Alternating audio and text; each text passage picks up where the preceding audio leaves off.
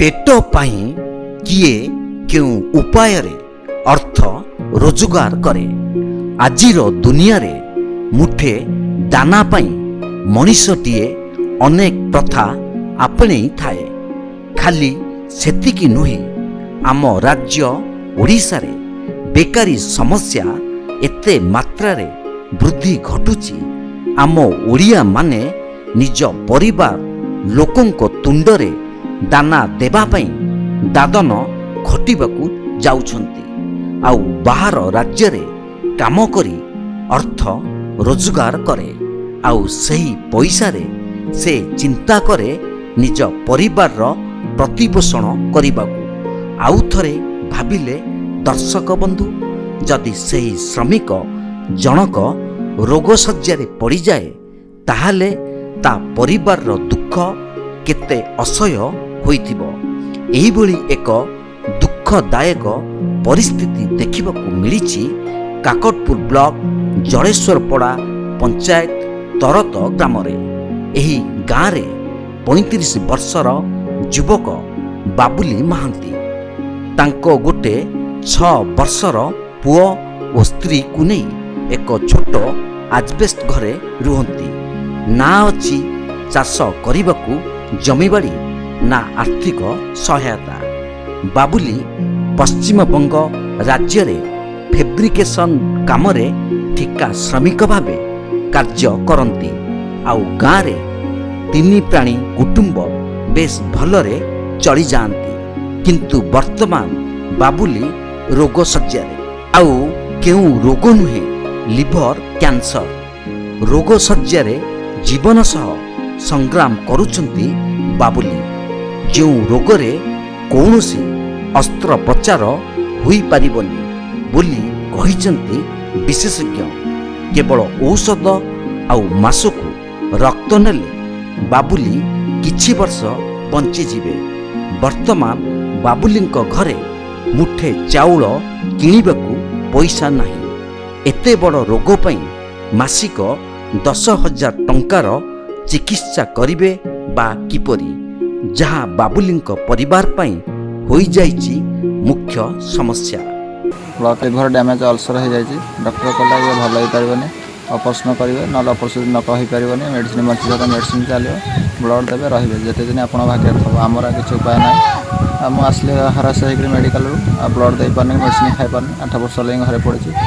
Medicine मासको blood ही 8 ରୁ 10 भीतर खर्च होछि। मु तो खाइ पानी ब्लड मेडिसिन केति देबी। हरास किछ सरकार सहायता किछ नै, घरे पड़छि। आ कोन करबी? निरामय औषध खाइबा दर को निरामय औषध खाइले बेसी बेसी झाड़ा करौछि। ब्लड कंचा पानी वाला झाड़ा रे पड़ुछि।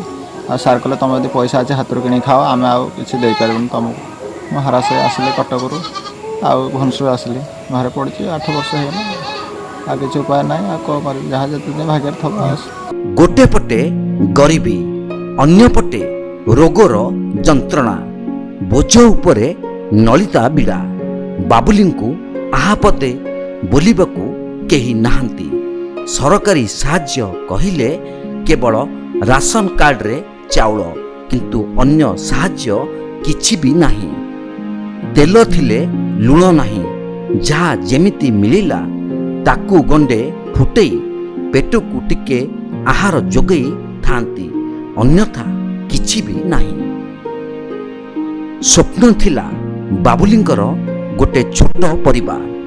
पुओटी को पाठ पढ़ेबी, हाकिम करिबी, जेते कष्ट हेउ खटिबी, आउ पैसा रोजगार करिबी, भल घरटीए तोलिबी, आउ पुओटकू मनीष करिबी।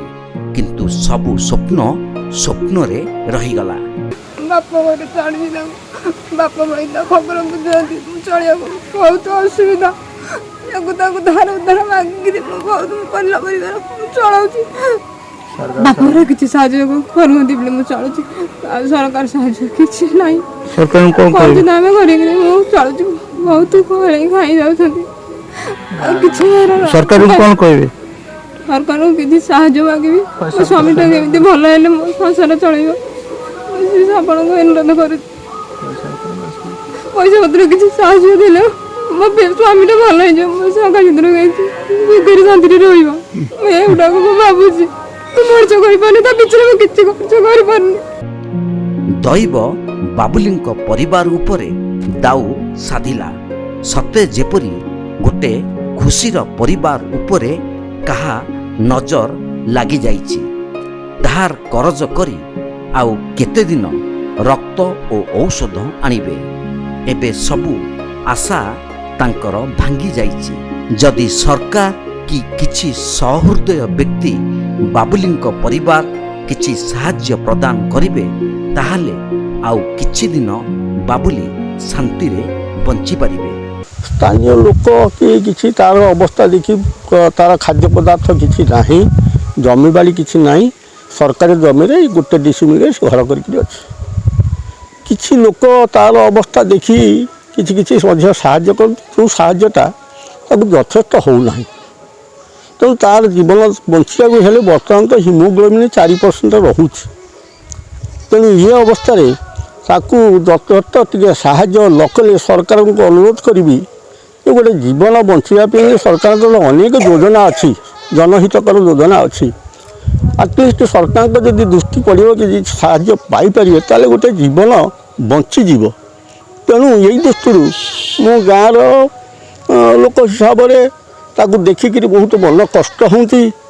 ଉପରନ୍ତୁ ମୁଁ ଅନୁରୋଧ କରିବି ଓଡ଼ିଶା ସରକାରଙ୍କୁ ଏବଂ ଜିଲ୍ଲା ପ୍ରଶାସନକୁ, ତା ମଧ୍ୟ ଆମର ଯେଉଁ ଦବାନ୍ୟ ବ୍ୟକ୍ତି ଅଛନ୍ତି, ହିତାକାଂକ୍ଷୀ ବ୍ୟକ୍ତି ଅଛନ୍ତି, କିଛି କିଛି ସାହାଯ୍ୟ କରିଦେଲେ ଏବଂ ତାର ସଂସାରରେ ଗୋଟେ ହସ ଫୁଟିବ, କିଛି ଦିନ ସେ ବଞ୍ଚିଯିବ। କାକଟପୁରରୁ ଜ୍ଞାନରଞ୍ଜନ ବିଶ୍ୱାଳଙ୍କ ରିପୋର୍ଟ, ତୀର୍ଥକ୍ଷେତ୍ର ଲାଇଭ୍।